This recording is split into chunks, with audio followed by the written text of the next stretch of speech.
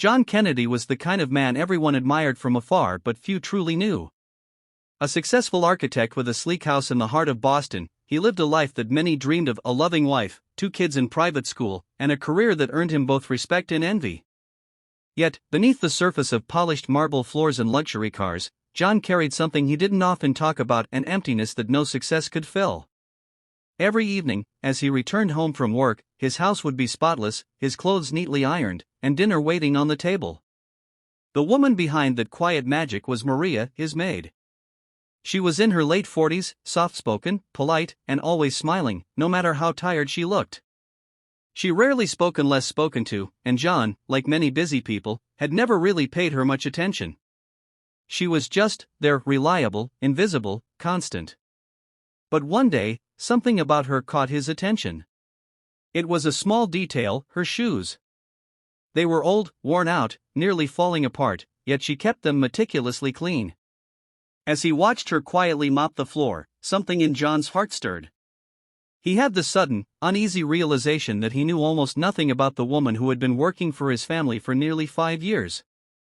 That night, after she finished her shift, John saw her walking down the street. It was raining, and instead of taking the bus, she started walking briskly in the opposite direction.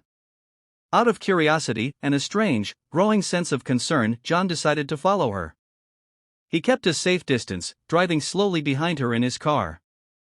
She walked through several blocks, into a part of town he rarely visited, a neighborhood dimly lit, with cracked sidewalks and graffiti on the walls. He saw her turn into an old building and climb up the narrow stairs.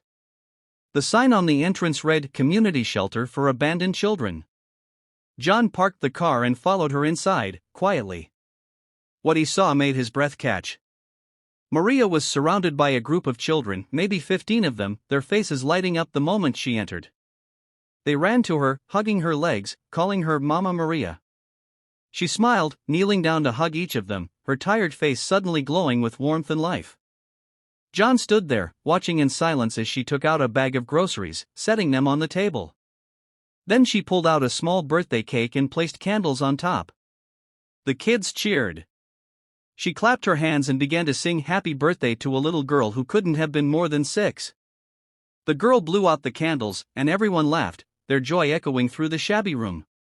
Tears welled up in John's eyes. He couldn't believe what he was seeing. Maria, who earned barely enough to survive, was spending her evenings caring for orphans, feeding them, comforting them, giving them hope. After the celebration, John finally approached her. She looked startled at first, then nervous. "Mr.